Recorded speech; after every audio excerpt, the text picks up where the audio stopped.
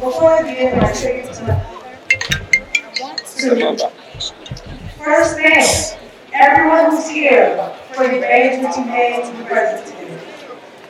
I thank everyone who has contributed their monetary gifts, everyone who has contributed their time, their food, which smells delicious and we will all enjoy later.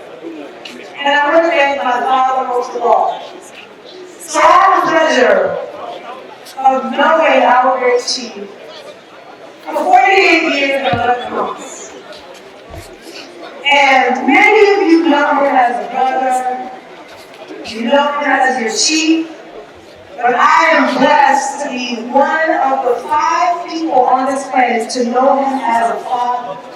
He's been like a father to me, but I'm telling you, the kind of father he was to his children is something I can only try to explain in words to you today.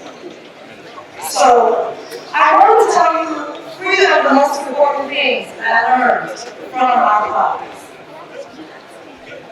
The first is to care for and to love myself.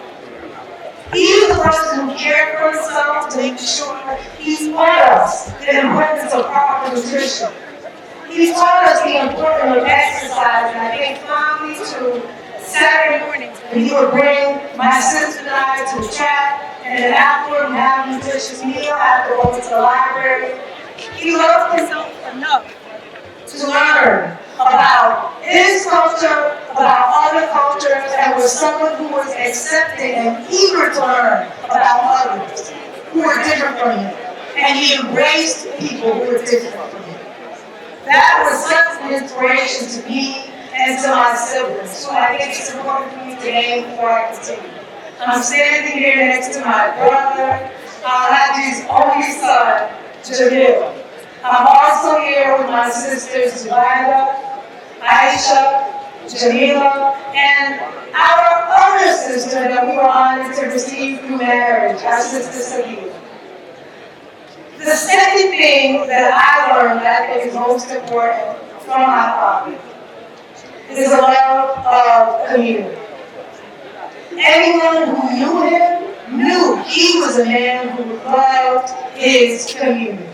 No matter where he went, he brought all of you with him.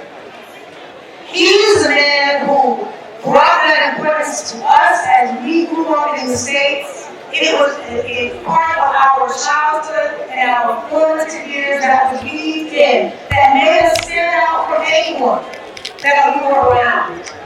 He loved his community so much that when he went abroad to get education and he received so many credentials and became more elevated in status, he always remembered to come back and build and contribute and expand to his community and he loved so much.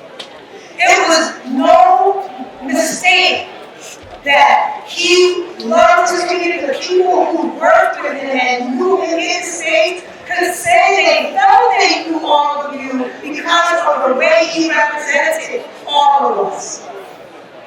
He loved his community so much that he always urged those of his children who were raised in the States to come back home whenever we could.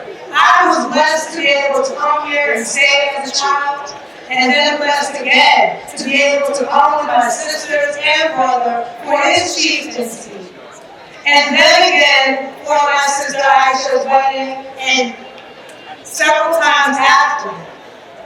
What remained constant in staying in touch with community was where we always visited the area in Lima where he was born and raised. Always. We were always so well received and always are. I never will forget that, and I share that with everyone abroad as well. We always visited the area that he developed and lived in, that he affectionately named the West Haven Villa, after our hometown in Connecticut, in the U.S. The sign that bears the name West Haven Villa is the color of royal blue and white, which is also the school colors of West Haven High School,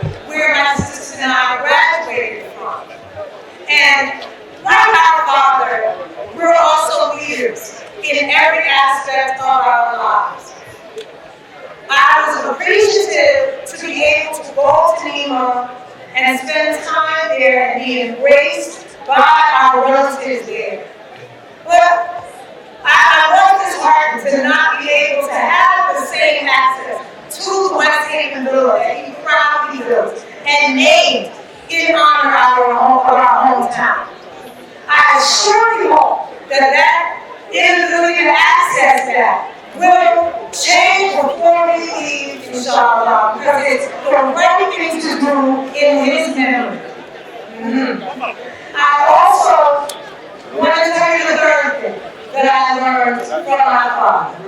There was the love of myself, the love of community, and then also to care for the global good. The things that he did were things that touched communities around the world. He didn't tell us about this in a braggadocious way, but he told us about these things in a way to mentor us and inspire us to do the same. So my siblings and I feel charged with the responsibility of maintaining his legacy and keeping all of those community contributors and advantages that he offered to others, to keep them going and to expand them at least 5 different ways for each of us. We're so honored to be here. We're so honored to be Bisa. We're so honored of all the men on this planet that our father was our beloved chief. I can't even begin to describe to you the kind of father he was. He was a good man, but an excellent father. He believed in us. Yes, sir. Believed in us. And always was our #1 cheerleader. He was our greatest inspiration. And anyone who makes the connection between who we are and who he is, they're never surprised to know, oh, that's your father. I see it now. I hear it now. I see it now. I can't thank you enough for being here, for your prayers, for your action.